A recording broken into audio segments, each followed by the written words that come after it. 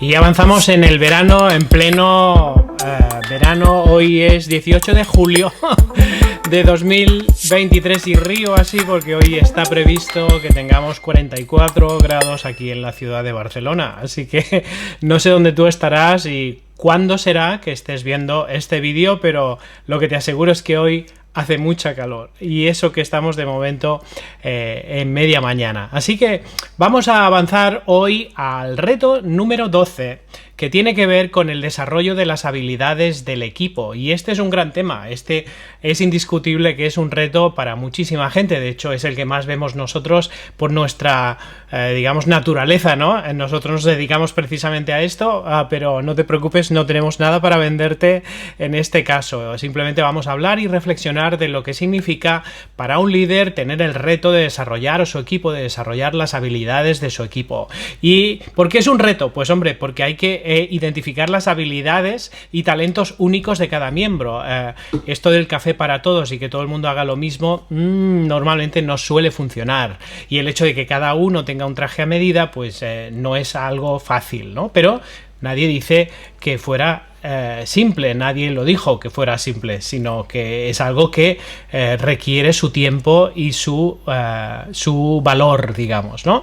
Otra de las características de por qué es un reto es por la variedad de fortalezas y debilidades que hay en el equipo, o sea, en tu equipo, en el mío, pues está compuesto de varias personas. Cada una tiene sus partes en las que brilla más y otras partes donde necesita algún complemento que probablemente pueda tener otra persona, o si no, podrías tener a alguien más dentro del equipo que fuera fuerte en ese aspecto. Esa es la gracia de un equipo, ¿no? Y lo bueno es que las habilidades, aunque no se tengan, se pueden aprender. Esto es lo que, digamos, la mentalidad de crecimiento propone, ¿no? O sea, si tú todavía no sabes hacer algo, pero quieres hacerlo, probablemente lo puedes conseguir, ¿no? Y luego, por otra parte, otra de las características es entender y aprovechar que estas variaciones en sí lo que hacen es aportar singularidad al equipo, diversidad al equipo y autenticidad al equipo. No se trata de hacer un equipo perfecto, se trata de sacar lo mejor de ese equipo donde tú también formas parte, ¿no? ¿Qué cosas puedes tener en cuenta a la hora de plantearte? Quizá alguna de ellas o todas, no se sabe, ¿no? Las estás teniendo en cuenta, pero ¿qué te podríamos decir nosotros? Pues primero, en primer lugar, saber dónde están los recursos de capacitación o de entrenamiento más adecuados. Hay algunos de ellos que son buenísimos, los puedes encontrar hasta en el propio LinkedIn, hay cursos. Yo te diría, de esto hay un montón. Se trata de encontrar los que más se adecúan a tus necesidades, y plataformas y marketplace de cursos hay muchísimos. La gracia es que no todos son cursos y que además no cualquier curso te enseña lo mismo. Entonces, yo te recomendaría, analiza no solo de qué tratan los cursos y de cómo están hechos y cuál es el programa, sino quién hay detrás, qué dicen los que lo han hecho, hasta qué punto es algo típico o es algo más avanzado, cuál es el grado, digamos, de satisfacción de los que lo han hecho, etcétera. Y si puedes hablar con gente que lo haya hecho, pues muchísimo mejor. Nada mejor que alguien que haya hecho un curso para que te pueda decir si realmente vale la pena para tu equipo o no, ¿no? Personalizar la capacitación o el entrenamiento para las necesidades individuales es una de las características que alguna gente te ofrecerá y otros no. Hay gente que vende café para todos, como digo, sírvase usted mismo, en plan supermercado o hipermercado incluso, ¿eh? Hay algunas que es en plan hipermercado. Entonces, hombre, si quieres algún asistente de la cuenta y es una cuenta grande, pues probablemente sí que vas a tener a alguien que te ayude, pero si no, va a ser un poquito complicado, con lo cual va a ser difícil que alguien te escuche y además te haga una receta, incluso incluyendo cosas que no tengan en su marketplace, porque normalmente pues quien tiene un martillo solo ve clavos, con lo cual si consultas a las propias plataformas de cursos te van a recomendar sus cursos. Normalmente va a pasar eso. Si hay gente que te recomienda otras cosas, eso es buena señal, ¿no? Ten en cuenta también que esto requiere inversión de tiempo, no solo de dinero, ¿no? de tiempo y de recursos. Muchas veces tienes que dotar de un espacio, por ejemplo, o tienes que dotar de una sala, de unas dinámicas concretas, la posibilidad de que esa persona se traslade a algún sitio, etcétera, etcétera, ¿no? Además de, como digo, el presupuesto, ¿no? Y esto no se resuelve simplemente teniendo la partida típica, digamos, de formación del año, sino que muchas veces hay que encontrar partidas nuevas o asignarlas directamente a un proyecto en concreto, ¿no? Y luego lo más importante para mí de cosas a tener en cuenta es que tienes que tener en cuenta que aquello que se aprenda o que se necesita aprender debe tener una rápida y constante aplicación al día a día de la persona, porque si no, no le va a servir para gran cosa. Va a tener un poquito más de culturilla, va a saber más del tema, pero no va a conseguir mayor destreza y mayor habilidad, que es de lo que se requiere. Para eso lo hacemos, no para que la gente sea más lista, por decirlo así, sino más capaz, ¿no? Y hay una gran diferencia en eso, ¿no? ¿Qué cuesta más de todo esto? Pues mira, cuesta sobre todo la resistencia al cambio. Una cosa es que la persona quiera y lo pida a la compañía, que lo pida a su jefe, que te lo pida a ti, y otra cosa muy distinta es que nosotros seamos, que le digo, oye, tendrías que hacer esto, ¿eh? Porque esto normalmente, a menos que la persona ya esté presensibilizada, va a ser un poco difícil, porque, bueno, sí, tal, pero lo va a hacer un poquito a disgusto, ¿no? En algunos casos, por lo menos es lo que nos encontramos nosotros. O sea, el grado de motivación, digamos, a la hora de asistir a según qué talleres o a según qué workshops, pues muchas veces no es el que se desearía, porque la gente no ha sido, digamos, previamente consultada, no se les ha explicado el para qué hacemos esto, cuál es la clave, digamos, que queremos conseguir detrás de todo esto, etcétera, ¿no? Tenemos que adoptar nuevas metodologías de trabajo cuando hacemos nuevos cursos, nuevos entrenamientos, y esto muchas veces, esto de romper los hábitos, pues cuesta. Entonces hay mucha gente que va a los cursos, especialmente si son solo cursos, ¿no? Y aprende todo un conjunto de cosas nuevas para poderlas hacer, pero sin embargo, pues como cada maestrillo tiene su librillo, pues cada uno sigue haciendo un poquito lo que hacía, quizá intenta alterar alguna cosa, pero al final sirve de bien poco. Entonces es más consciente, sabe un poquito más, pero insisto, no ha modificado su forma de trabajar. Entonces una de las cosas que cuestan más no es solo esa resistencia al cambio inherente o natural de las personas, sino que además incorporar nuevas metodologías de trabajo cuando llevamos muchos años haciéndolo de otra manera es un poco complicado, ¿no? Otra de las cosas que cuestan más es mantener el ritmo de la comodidad de las rutinas del trabajo existente. Es decir, yo tengo mucho trabajo, esto es lo que dice la mayoría de gente, ¿no? Y esto para mí es además de. Entonces, claro, si le pones en un curso que es muy intensivo a la hora de hacer deberes, ejercicios, trabajos en grupo, etcétera, etcétera, al final la gente lo va a hacer de aquella manera y normalmente va a ser algo complicado. Entonces asegúrate también de que el ritmo, la intensidad del trabajo que se requiere está acorde a la situación, al momento en que está viviendo la persona en concreto o las personas en concreto. Pero algo muy fácil de hacer es decir, bueno, pues entonces no hacemos nada y ya vendrá otro momento. Es que no va a venir. No va a venir otro momento. Entonces tienes que hacerlo, tienes que conseguir que la gente lo quiera hacer y tienes que involucrarlo, integrarlo dentro del día a día de la persona. Así que, ¿cómo avanzar? Comunica claramente los beneficios de desarrollo que va a tener la gente. Involucra a los miembros del equipo en no solo la decisión, sino la planificación, cuándo es el mejor momento de hacerlo, cuáles serían los trabajos a realizar para poder practicar eso, etcétera. O sea, involúcralo, no vengas con la solución y se la des y esperes que le encante, como si fuera un regalo y que te lo agradezcan. No. Involúcralos, para que sean ellos los que sean críticos, que propongan cosas, etcétera, que sea un trabajo conjunto. Promueve un ambiente seguro para aprender y cometer errores. Es decir, si están tratando de mejorar alguna de las habilidades, evidentemente no digas, hombre, para eso estás haciendo un curso, pero esto ya se supone que te lo tenían que haber enseñado, ¿no? Pues no. es justo al contrario. O sea, permite a la gente que tenga un espacio para poder practicar, porque es que si no va a ser muy difícil. Obviamente, los experimentos con gaseosa. Entonces, tienes que crear una zona segura, un entorno seguro, un proyecto seguro para que la gente pueda experimentar y pueda equivocarse. Si no, va a ser difícil que tenga una habilidad realmente sólida y que se distinga de los demás, ¿no? ¿Qué ganamos al final después de todo esto? Pues varias cosas. De entrada, ganamos al formar y capacitar al equipo, ganamos directamente mayor productividad del equipo en todos los sentidos, tanto cuantitativa como cualitativa. Es evidente que un equipo capaz pues hace más cosas, ¿no? Y además normalmente hace más cosas de valor, ¿no? Fomenta el crecimiento personal y profesional, o sea, la gente ve que crece, que realmente hay un antes y un después pues de este programa, digamos, formativo.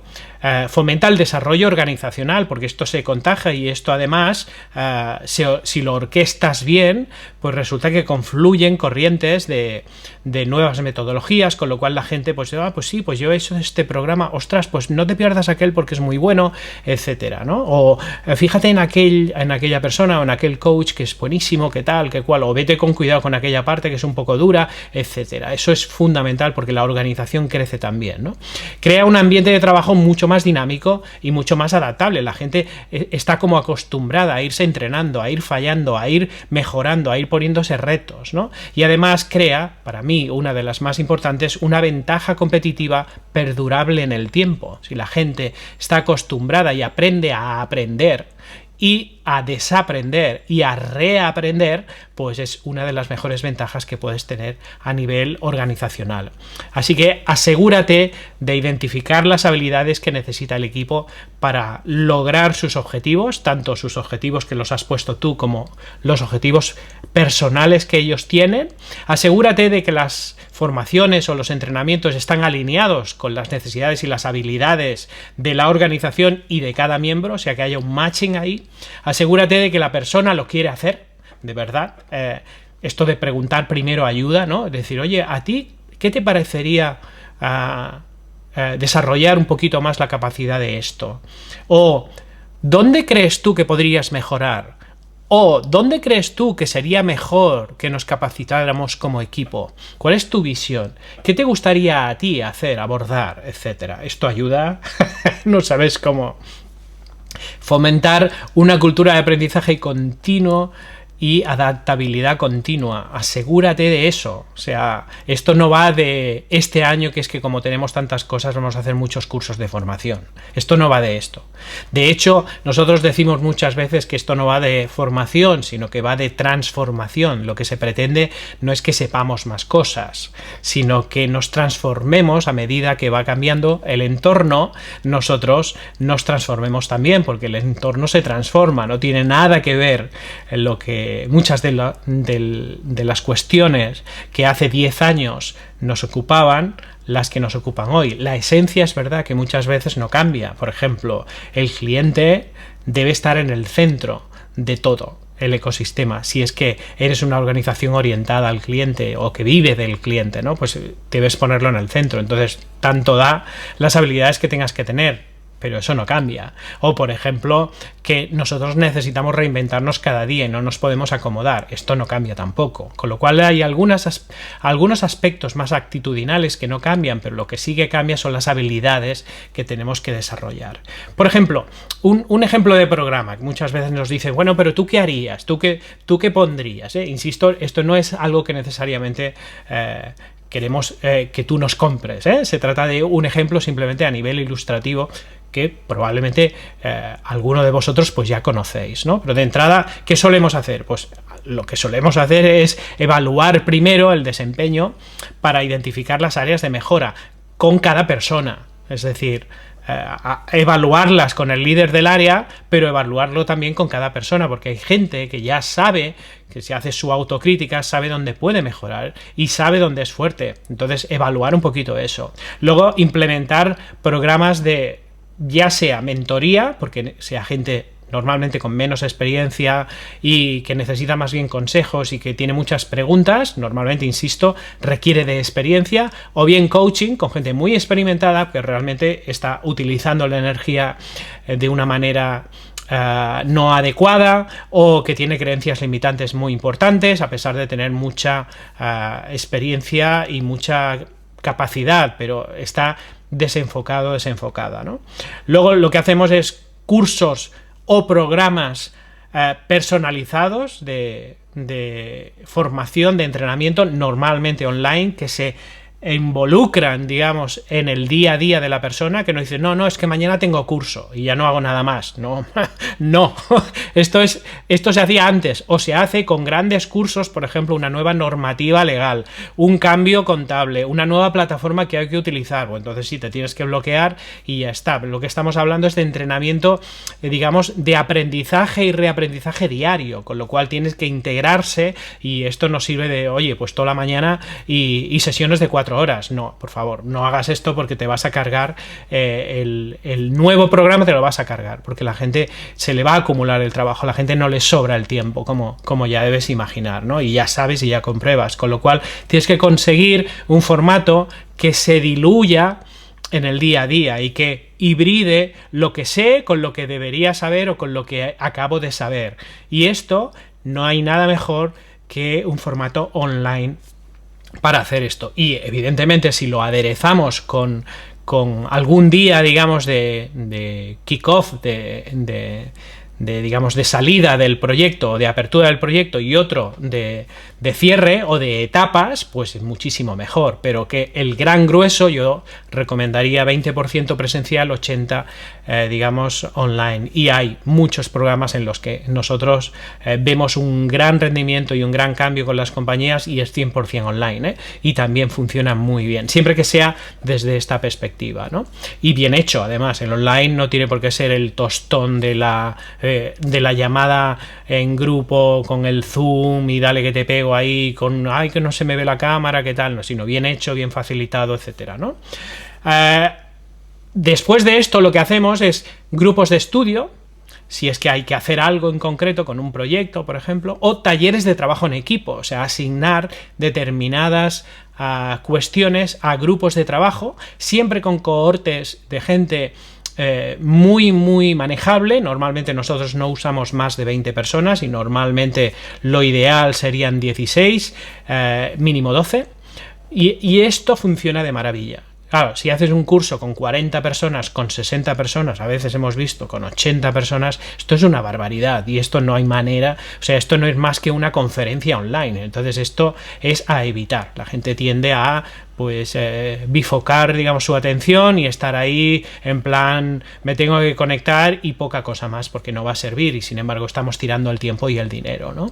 Y luego otra de las cosas que vemos muy poco pero que funcionan muy bien son los grupos de coaching entre ellos, entre participantes, y los grupos de co-desarrollo.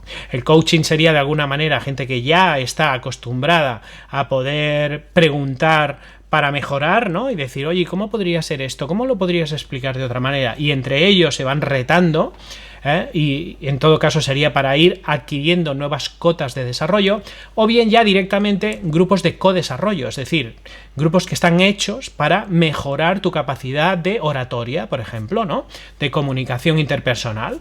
Pues es en sí un pequeño curso, un pequeño taller o lo que sea, pero luego el grueso durante todo el año es con gente que ha sido cuidadosamente asignada, o bien que los hemos dejado a ellos que estén en grupos de manera natural y que entre ellos se comprometen. Aquí no recomendamos más de 6 a 8 personas por grupo, porque normalmente suele fallar alguien, con lo cual lo ideal son 6 personas, pero no hagáis grupos de desarrollo de 8, 10, 12 personas, porque no funciona. Mejor hacer 2 de 6 que no hacer 1 de 12, ¿no?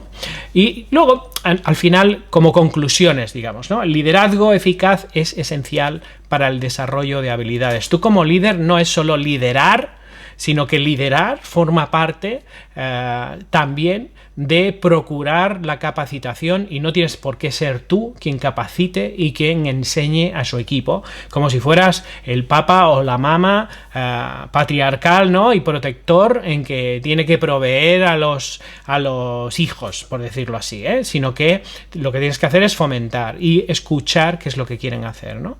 Luego, la inversión en desarrollo conduce a equipos mucho más productivos y mucho más eficientes y mucho más involucrados, y el crecimiento personal de los miembros del equipo conduce al éxito general, no solo del equipo, sino de la organización. Tienes que mirarlo, digamos, tienes que ver el bosque, ¿no?